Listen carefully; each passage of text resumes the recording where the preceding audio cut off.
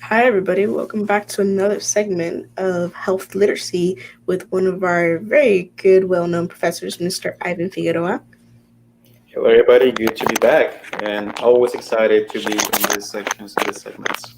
Nice, nice. So, today we're going to be talking a little bit more about the previous segment that we had with Mr. Paredes on metabolic syndrome.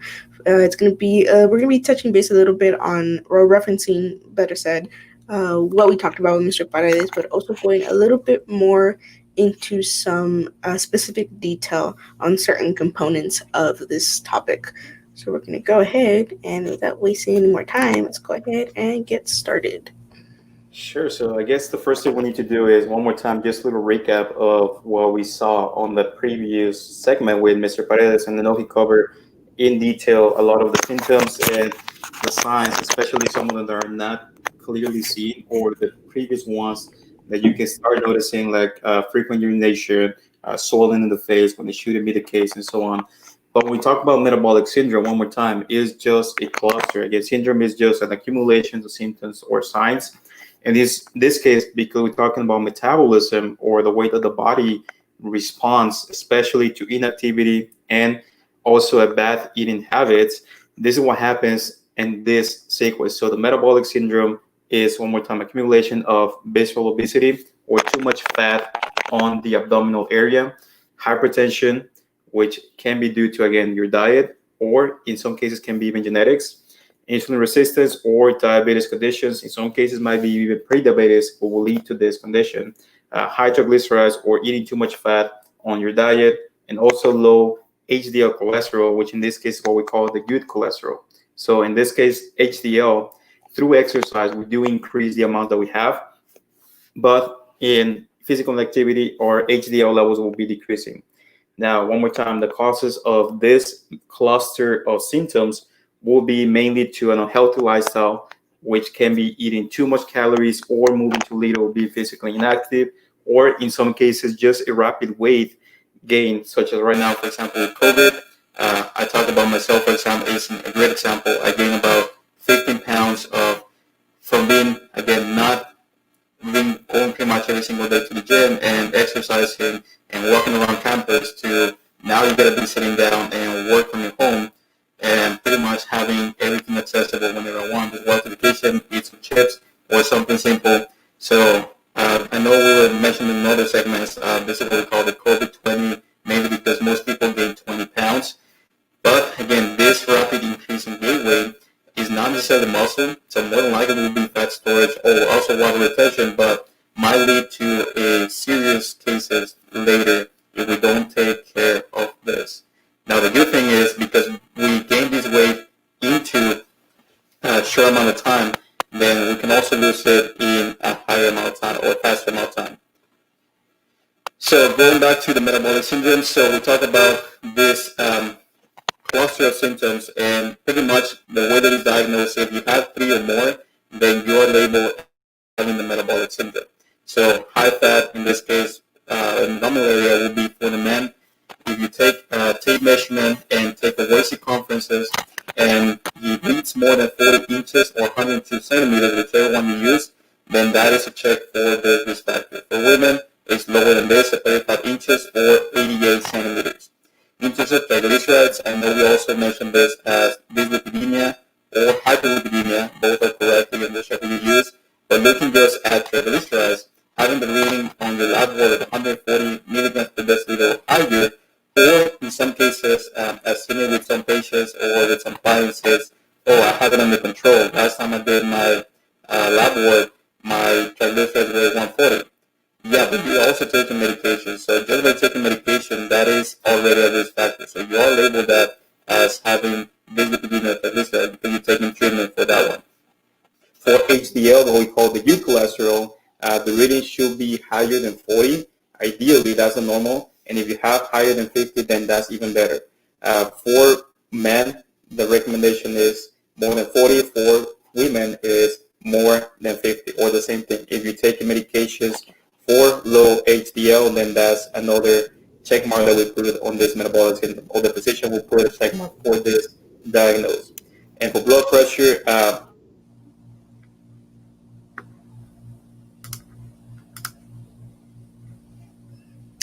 believe possibly the internet connection with Mr. Figueroa kind of bumped out really quickly.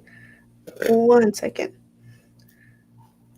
I think there was a little hiccup with your internet connection for a slight little second.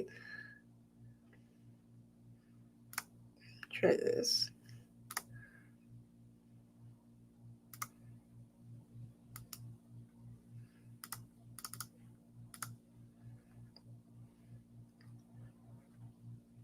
Oh no, we lost him.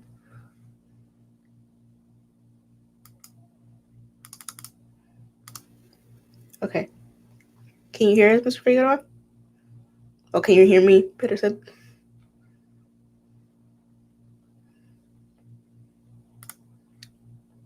I think we might be having an internet connection problem.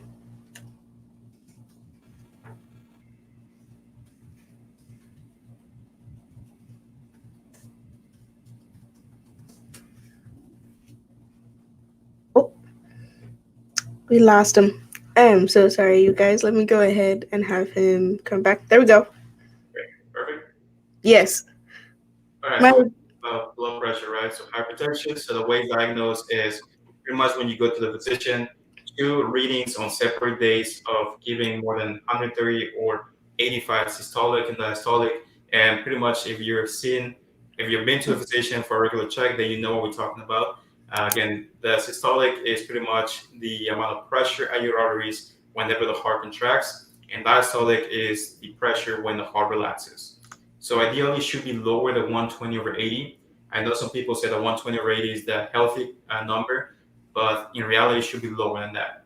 Now, you got a little gap in between 120 and 130, so that's what we call the pre-hypertension.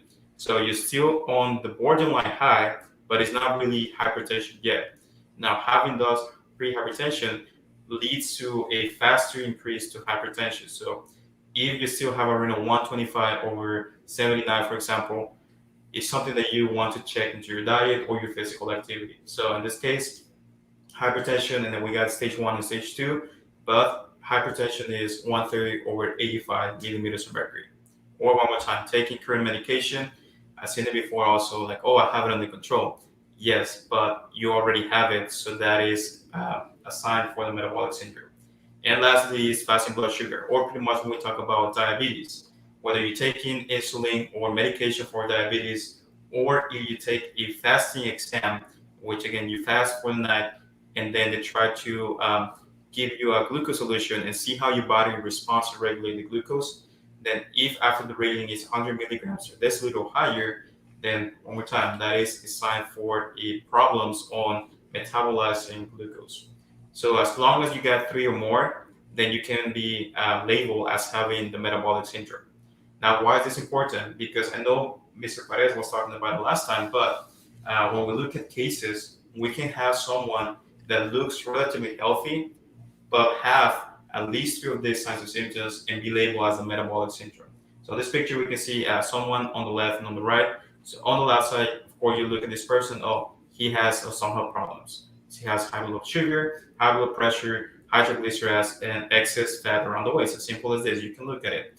But on the other side, we look at a person like this. Again, we don't have really specifics, but if you look someone that looks healthy, again, no excess fat around the waist, so you don't assume that they have a medical condition. But if you do a lab work, you can see that he has high blood pressure, high triglycerides, and also low HDL. So that automatically labels this person as having a metabolic syndrome. So even at that healthy weight, you can still have the metabolic syndrome or have some signs and symptoms. And the important of this is that this will lead to a later cases of cardiovascular disease or other conditions that we're going to talk about in a little bit. So the best thing that you can do is do regular checkup with your physician, especially if you have access to healthcare. Then go ahead and do that, and just every at least 6 months or every year, go and do these checkups to just look at your lab work, because your lab work will tell you a lot about your health. And especially when we talk about high blood pressure, we mentioned before is what we label the silent killer. That's the name for this condition, because you don't really have any signs or symptoms until your blood pressure is too high, or you're pretty much experiencing other cases of cardiovascular disease such as stroke or a heart problem. So first thing that you can do is, again, just go with the physician, do regular checkups. Um, in our classes, we do this monitoring of blood pressure, not necessarily lab work, but I haven't asked Mr. Paredes about his lab work results. I'll ask him later. I know he was doing one last week, so let's see how that one came out. I know he is super healthy, so I'm sure there's not going to be a problem for him. Now, why do we care about the metabolic syndrome? Because it will lead to further complications if you don't take steps to lower down the symptoms. So the way to look at it is, okay, so you understand your body, and you're seeing yourself, you're gaining weight, having trouble whenever you exercise, or doing just your daily activities, you're getting out of breath, your heart goes too fast, you start sweating too much, or see your face too red, or constant urination, which is one of the symptoms that Mr. Perez was talking before. So that is the first flag. Of course, some we can say, okay, that's normal. We're here in the heat, or we were doing some physical activity, so nothing to worry about. We'll let that one slide. Okay. And then you go to the physician, and you're labeled as having the metabolic syndrome.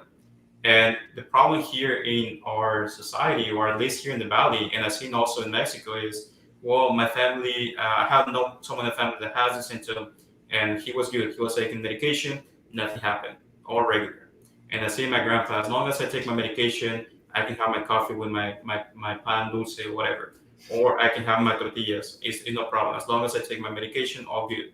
My reality should be, okay, I'm taking medication. I should take active steps to try to prevent for increasing my dose or complicating my health.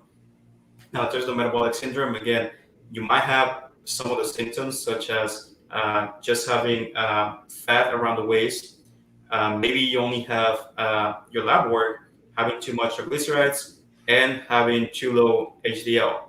So nothing too serious in there, like against your heart or your health, but it will lead to a further complications such as having heart problems later in the future, more leaking problems, which you already have, will lead to hypertension and also type 2 diabetes. In some cases, might lead to dementia or some other neurological problems. Some types of cancers can be attributed to these causes, and also non-alcoholic fatty liver disease, which again, we tend to see this with alcoholic people, the people that have used alcohol consumption, but due to having this metabolic syndrome, you put an excess stress on your body, and you can have to create this plaque to around the liver. Again, at one point, your body can only store so much on their natural reserves. So if you start to consume too much fat, then your fat adipose tissue cannot take up all the storage. So now we're going to put it in the muscle. Now we're going to put it around the liver, around the pancreas, around the heart. So that's where it starts to complicate, and that is even harder to lose that fat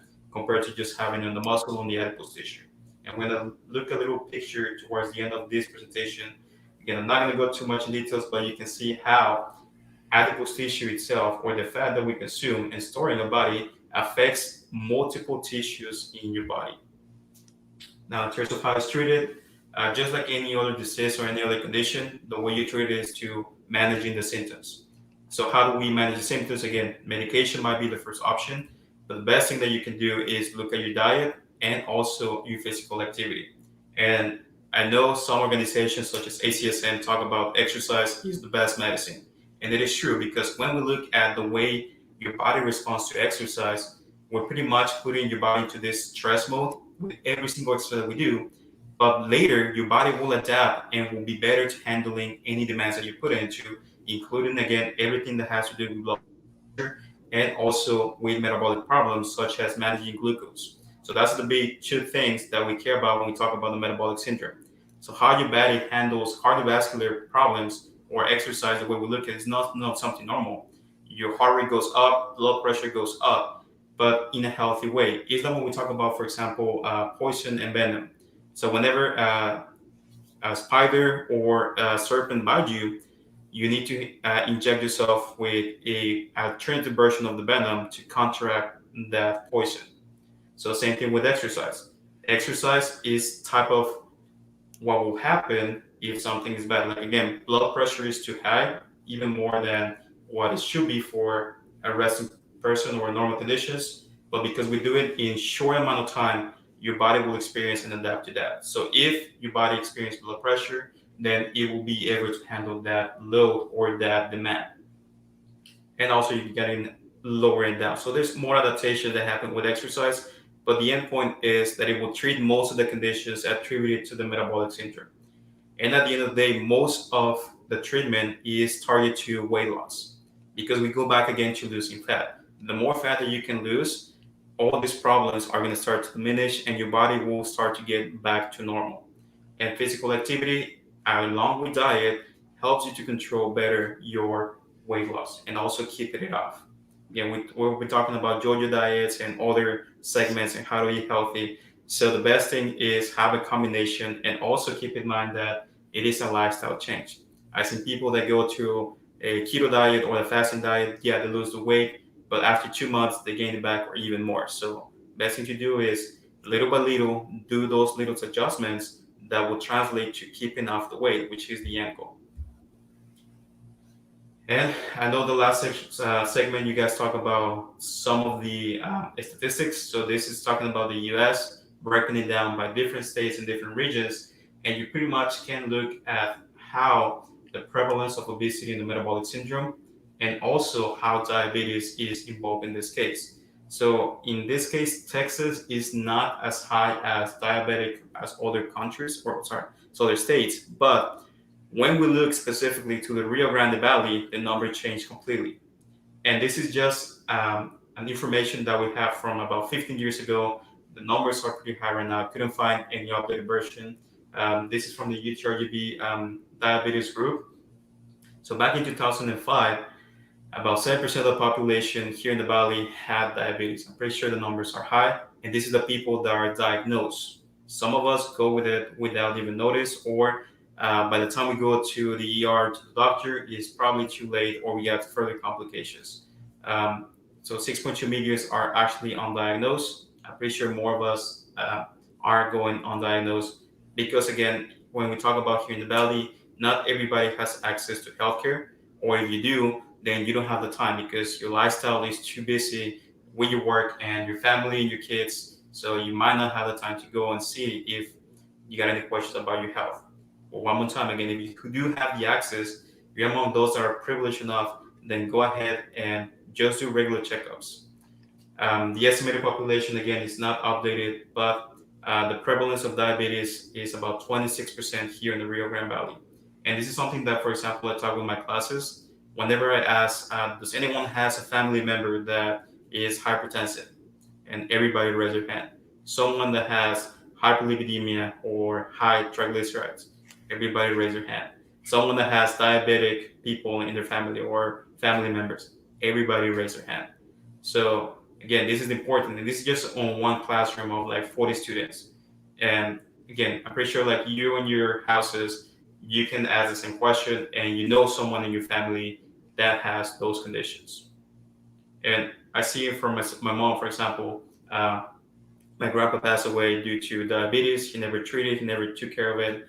And my uncle was also diagnosed with diabetes. And now my mom and my aunt are taking steps again, regular checkups, looking at the diet, try to be physically active to minimize the chances. Because when we talk about all these conditions, it's not just the environment, but also your genetics. So if you got family members that already have this condition, then more than likely you will be having those conditions if you don't take steps to change your lifestyle. And in terms of obesity, I know we're just talking about metabolic syndrome, but the other conditions that could develop due to having too much fat in your body and not be physically active. And obesity increases the risk of respiratory problems such as asthma, chronic obstructive pulmonary disease, also what are called dyspnea, whenever you're sleeping again and you wake up because you cannot catch your breath.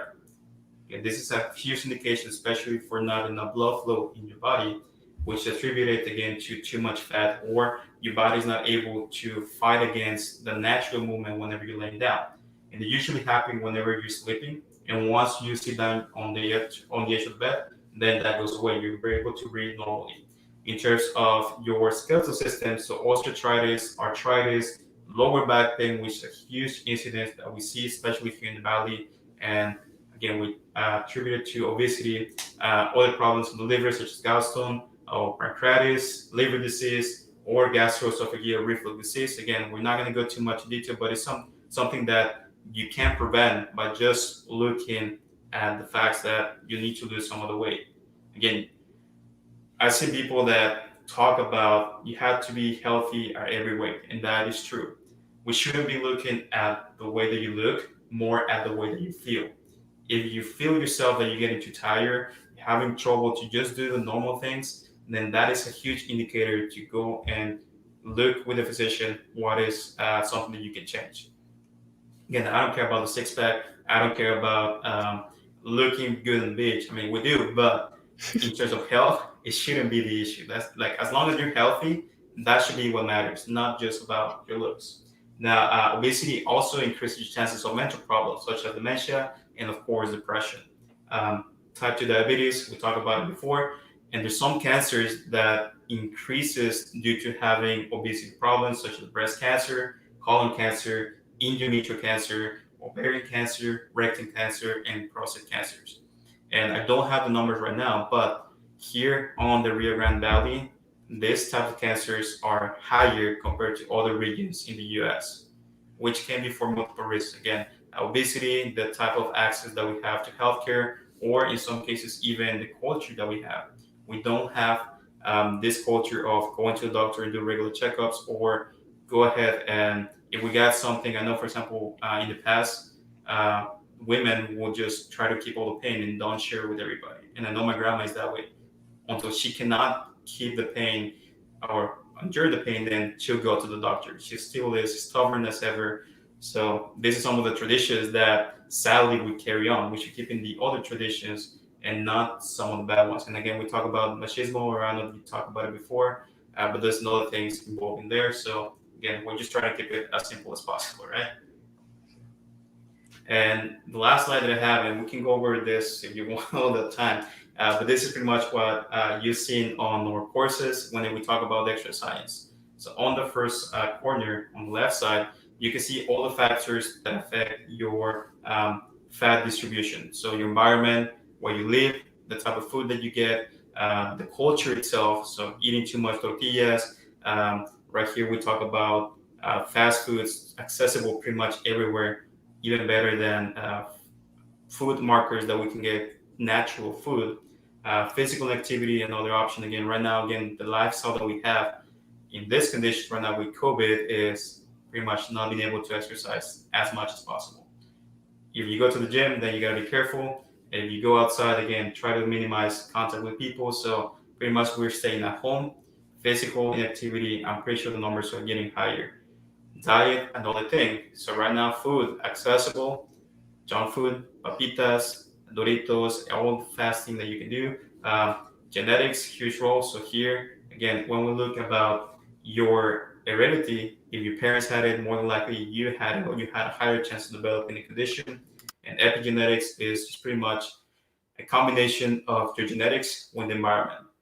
So there's a lot of research into that. So what happens if you got someone that is predisposed to be diabetic, but you put into an environment where you have healthy food and access to healthcare and everything, or the opposite? What if you got someone that is healthier or don't have that predisposition, but you put it in an environment where more than likely people will develop diabetes? So epigenetics is just a combination of environment and genetics. Now, if we look at abdominal obesity, so all these factors come together into how your body will store that excess fat. And at the end of the day, it's not just about fat, it's all about the calories. So if you eat more calories, whether it's protein, whether it's fat, or whether it's carbohydrates, at the end, excess will be stored somehow or another. When we talk about the storage form of these substrates, we'll look at fat and carbohydrates, because protein will be mostly stored as amino acids, or they'll be converted into either fats or into carbs, as simple as that. Now, your body can store carbs in the liver and in the muscle, so that's good. But if you eat too much carbs or even too much fat, then the other way that you can store it is fat in the muscle, but it's a limited amount, so the rest goes to the adipose tissue. And we talk about the form of the body, whether it's the apple or the pear. So apple is mostly for males, and the pear shape is mostly for females. So that's how your body will pretty much distribute and go. And then there's some exceptions to that rule. There's some males that store it more on the hips, and some females that store more on the abdominal area. It's all about genetics. One more time, whatever the issue is, as you increase your adipose tissue stores, we look at this as another endocrine system because it affects other tissues on other systems, such as on the liver, the pancreas, the muscle itself, and the cardiovascular system. And yeah, we love carbs. That is the hardest thing that I've experienced whenever I tried to diet. Doing the keto diet, at first, it was the worst thing. Like that we call the keto flu, Yeah. cutting carbs out of nowhere. Yeah, your body needs those carbs. It's used to it. Again, your brain and your nervous system pretty much function directly on carbs. So cutting that supply, you're gonna have a bad time through that.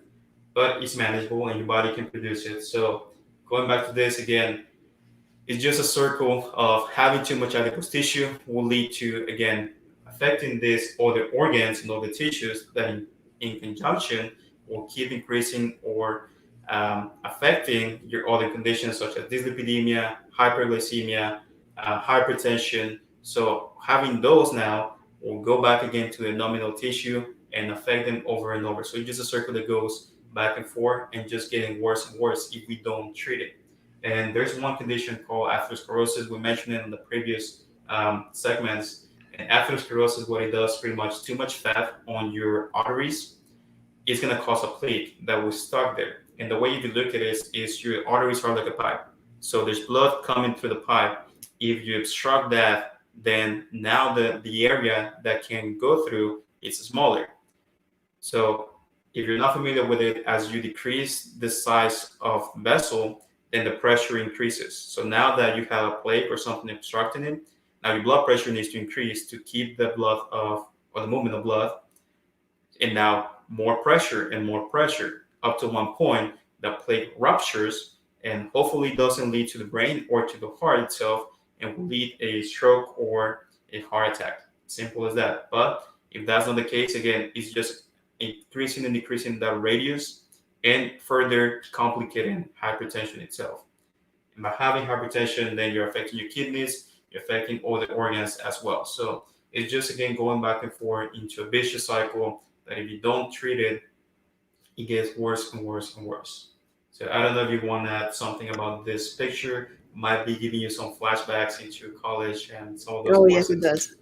Yes, it does. Kind of just something that I want to mention a little, I guess, secret or tip and trick that I learned actually from Dr. G when I took him for exercise physiology was that, many times people who are overweight or obese that want to, make that lifestyle change and want to, lose the weight and become healthier, a lot of times they get discouraged because they don't have the same um, stamina to be able to maintain a high intensity interval exercise, and it's because they get tired easily, because they become have very very low energy. They get discouraged because they can't run a mile at the amount of time that their friend can, or at the amount of time that they used to, and stuff like that.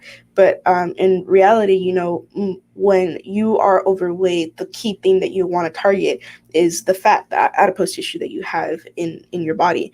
And a little tip trick that Dr. G showed, taught us, was that if you do low intensity but high duration exercises, like for example, if you walk on the treadmill, you don't necessarily have to be sprinting until you can't go no more. But if you stay at a moderate pace, and maybe at 2.5 or 3 on a treadmill for a long period of time, for about 30 minutes, 45 minutes, you're targeting the fat tissue, you're targeting the fat in your body to use as energy, because carbohydrates, it's fast and easy energy, small fast spurts of energy. So if you are doing a high intensity, maybe like a HIIT workout, your body's going to use carbs as the energy source because it's what's most available and it's what's easier to break down and use as energy.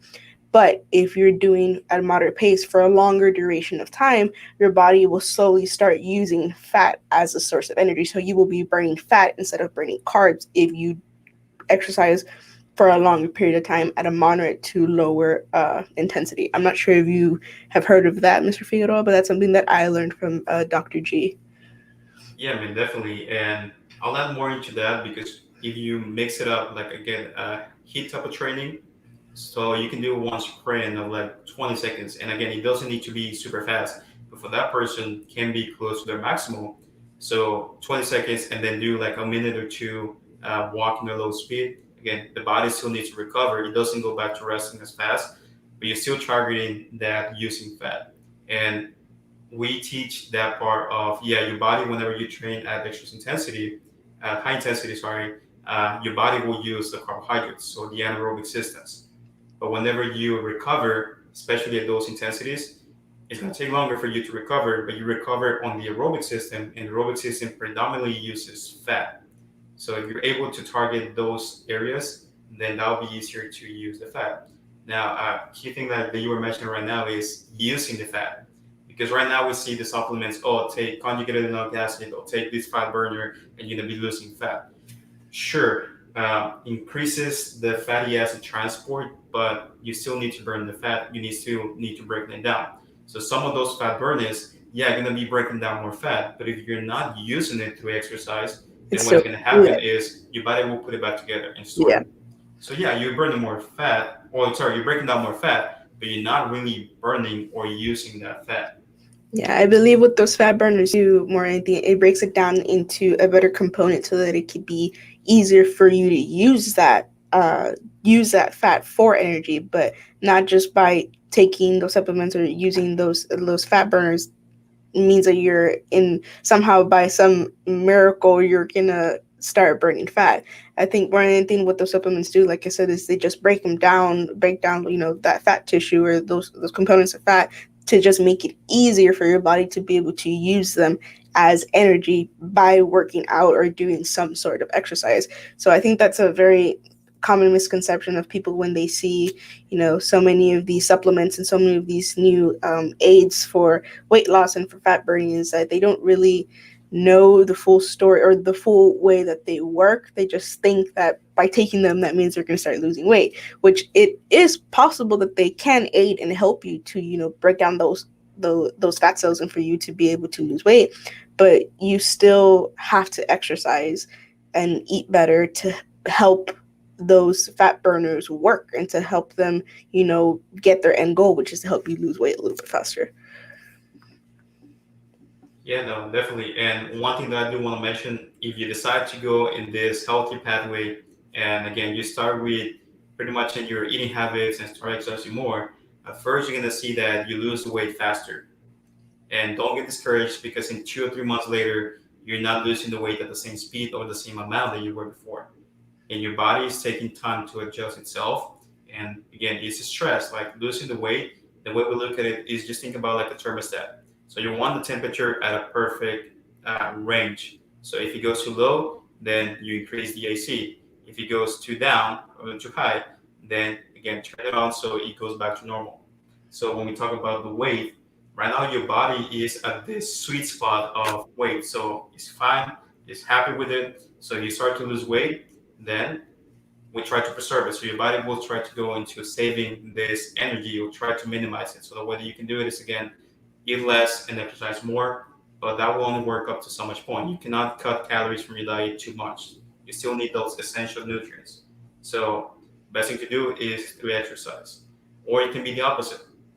We also see in this way, as you gain weight, your body actually increases your metabolic rate to burn these extra calories. So this is what I mentioned again. You can gain the weight pretty fast, but your body will try to again lose it faster. So right now with this pandemic and staying at home, if you gain weight, then as little as again eating healthier and exercising a little more, just being more active, your body will try to go back to the set point that it had before COVID. Yeah, definitely. And also, I feel another thing for people that, are getting in their head, okay, I want to eat healthy. I'm going to start working out. I have a goal of the way that I want to look or the way that I want to feel.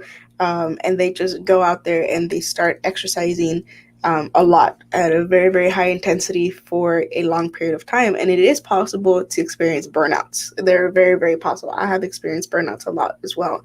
So I guess a good tip that I would have for that person that, is eager to get started, We know it'll happen. You will get there as long as you have the dedication and the motivation to do it. But start off slow. You also if you haven't been exercising for a while, your heart is and your respiratory system is probably not used to being so having so much work done. So start slow, start moderate walking at a moderate pace, and then the best way that I can describe it is once you feel that the exercise that you're doing or the intensity or the duration of your exercise is getting too easy to the point to where you don't feel some sort of fatigue afterwards, then increase the intensity a little bit more, but don't overdo it because you just want to lose weight or you want to be healthy super fast. Start slowly and gradually so like that your body can adjust a lot better, because if you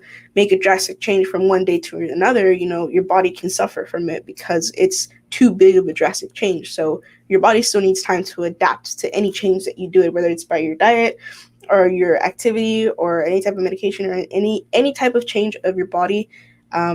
Your body can take a toll from that rapid change. So just do it slowly, gradually, and just be confident that you will get there as long as I said you have that motivation and that dedication to do it. All right. So yeah. So one more time, I just want to close this part of this segment. Like again, your body's amazing. So try to help him out to do the work, because pretty much the work is to keep you alive. So you want to be alive for a longer time. Again, look at your children, look at your grandchildren, just be able to enjoy life. And the best thing to do is again, don't be depending on medications or some treatments. So best thing to do is again, take those steps to be to a healthier lifestyle through diet and exercise. And pretty much most of these conditions will be minimized, or if not, will be solved. Okay, awesome. Thank you so much. We appreciate you guys for being here. We know it's y'all's lunchtime. You guys probably would rather be doing something else during your lunch hour. But the whole point of these segments and all the segments that we do is to be able to bring this type of information to people who are, wanting to stay healthy and that are wanting to make a difference in their lifestyle and trying to become healthier people and become happier. So we really hope that you guys enjoyed this segment and can get some sort of information. You can get some sort of encouragement to maybe if you've been wanting to get on a diet, or maybe just simply start eating better, or if you wanted to start exercising again and you lost that motivation. Hopefully this will help you guys out. And once again, thank you so much, Mr. Figueroa, for being one of our favorite presenters here, along right next to Mr. Paredes. As for those of you that may not know, both Mr. Paredes and Mr. Figueroa are currently professors at UTRGV. They have a full-time job. They are professors. They are starting this fall semester, and they do this completely for free out of the kindness of their heart, and because they want as well. They believe in our mission and want to be able to help our community. So we thank you guys so much. Just some quick announcements. Stay tuned for tomorrow's Kids in the Kitchen at 12 with Dr. Ida. Also, tomorrow at around 6 p.m., stay tuned to our live, or stay a little bit close to your phone. We are going to be going live with one of our local authors, Cristina Villarreal. She is a local teacher here in La Jolla ISD, a part of Hidalgo County. And we're going to be announcing a cool little project to as a promotion for her new book that we might possibly be seeing in the next couple of weeks. So stay tuned. We're going to be going live for about 15 minutes to promote and to launch this new project that we're doing with her. And also don't forget, well, first of all, thank you to everybody who was a part of our office trivia. We had over 40 people participating with us. And congratulations to our first, second, and third prize winners. Your prizes are actually here in my office. They are boxed and they will be getting mailed out, if not today, then tomorrow morning. So be on the lookout in your mailbox or your P.O. box for that little prize of goodies for you guys. And as well, we have our next coming trivia next Wednesday, the 19th. It's going to be Mean Girls Trivia. It is free. You don't have to pay for it. This is not a fundraiser. This is just a free event that we're doing for our community and for our audience, just so you guys can, have some fun, come play with us, get yourself out of the funk and the stress of having to work from home, and school is starting soon for both college and for kids. So just come and have some fun with us. It'll be a good time. And Christina Villarreal, the our local author, will be there as well, and she will be premiering the cover of her book. So stay tuned for that. It's such an amazing book. It's has such powerful and inspiring message for a bunch of young girls in our community. So stay tuned to that. But yeah, so thank you guys so much. We will see you guys tomorrow. Thank you so much. Have a good one.